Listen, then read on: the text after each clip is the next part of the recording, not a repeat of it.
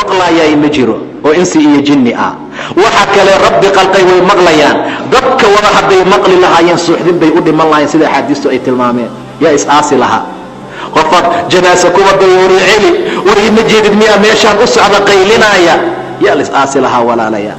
ilaahay baa ku mahadsan naga qariyey. ilaahay baa ku mahadsan subxaana wa tacaala. waa la iska tuuri lahaa laakiin rabbi ayaa samcigooda ka qariyay aan maqal siinin subxaana wa tacaala. waa la wadaa wou qaylinayaa suu u qaylinayaa meeshiisii la dhigayaa. rasuulka sala allahu calayhi wasalam wuxuu tilmaamay asagana in lasoo fariisinaayo. wuxuu tilmaamay in labadii malag ee kuwii hore fiicfiicnaa u yimid inay u imaanayaan. su-aal baa la weydiinayaa. ninkan ma taqaanaa haa buu leeyahay kamahal ximaar sida dameer oo kale. nebi moxamed ninkii aqoon waayuu aqoonayaa walaalaya. ninkii nebi moxamed la yidhi ninkan ma taqaanaa oo yidhi laa adri xagguu u socdaa walaalaya. nin nebi moxamed inta loo soo miisaalo ummadiisa uu ka mid ahaa la yidhi ninkan maxaad ka taqaanaa oo sida dameerka u qayli xagguu u socdaa maxaase u dambeeya. haa samictu nnaas yaquuluuna shay-an faqultu. dadka wax dhahdhahayanaan maqlay anna waa iska dhahay laa ilaaha ila allah muxamedan rasuulullah. waxay tahay iyo wax laga wado iyo meeshuu ka yimid iyo wax loogu talagalay intaba cilmi uma lihi, intaba ma aqaano. xaaladda ayaynan dhicin walaalayaal. nebi moxamed sala allahu calayhi wasalam nebigii xaqayna loo soo diray waa nebi nala jeclaa khayr iyo wanaag inaan helno. waa nebi ilaahay noogu talagalay asagoo dhan inuu naxariis noo noqdo sala allahu calayhi wasalam.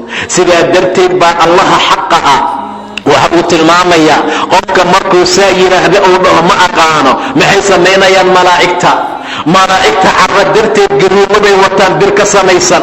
halkaa labada indhood inta u dhaxaysa inta looga dhufto oo ay ku garaacaan waa qaylinayaa. qaylo wax allaala waxa la xiriiray maqlayaan ilaa faqalayn maahane haddana jinniga iyo insiga maahane. la darayta walaa talayd. weligaa ha ogaan weligaana ha aqrinin.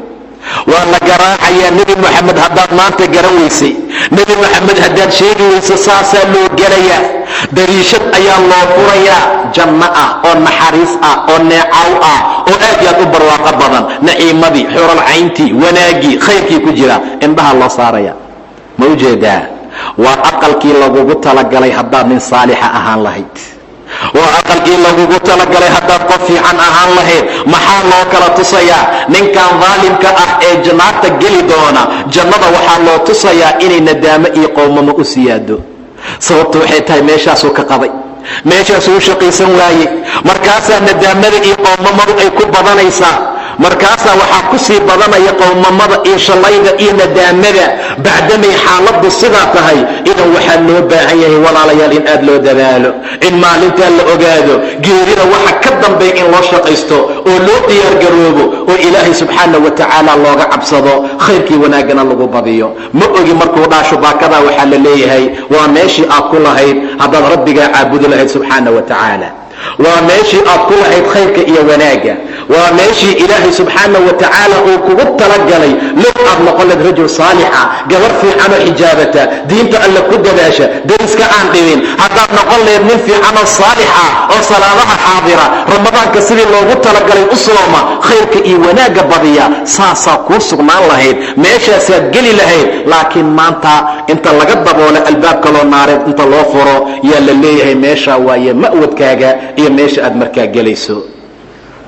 waa dhibaato walaalayaal. qabrigiisa waa laisku keenayaa. ilaah wuxuu amrayaa in qabriga isku yimaado. qabrigii baa isku imaanaya ilaa feeriisi isdhaafaan sida xaadiistu ay tilmaamayaan.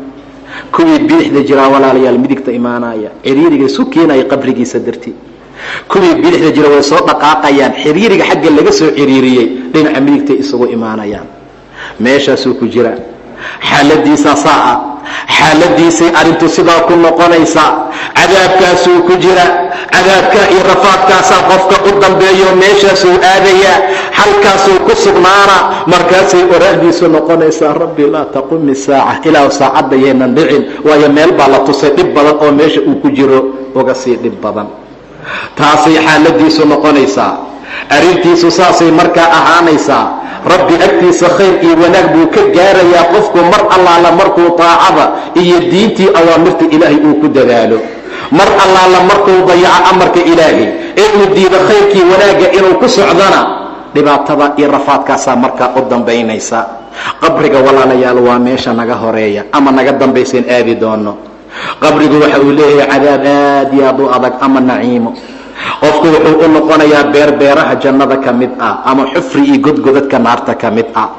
qabrigu wuxuu leeyahay dami wax lagu magacaabo, waxyaaba hal mar qofku marka saa loo dhigo inuu ka badbaado ay adag tahay. axad ka fakanaya uusan markaa jirin.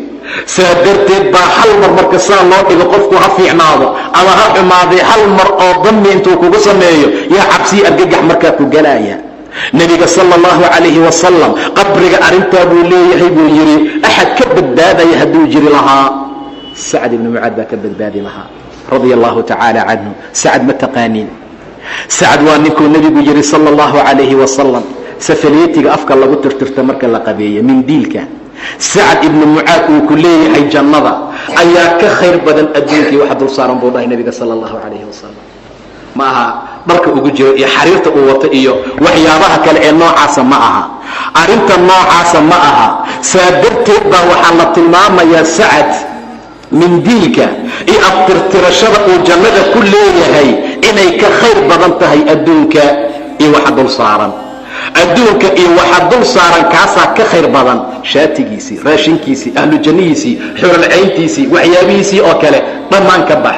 waa ninka mar allaala markii uu dhintay aaskiisa sida la tilmaamaya hadday sugnaato ka sayb gashay 70,000 oo malaa'ig ah yaa aaskiisii ka qayb gashay ninka maalintuu dhimanaya. waa ninka la yidhaahdaa waxaa dhaqdhaqaaqay oo ruxday raxmaanka carshigiisa. raxmaanka carshigiisaa ruxday oo dhaqdhaqaaqay waa ninkii la yidhi. sidaa darteed baa ilaahay subxaanahu wa tacaala wuxuu qofku wanaag iyo qiimo iyo sharaf ku siin karaa inuu taacada iyo diinta ilaahay ku dadaalo subxaanahu wa tacaala.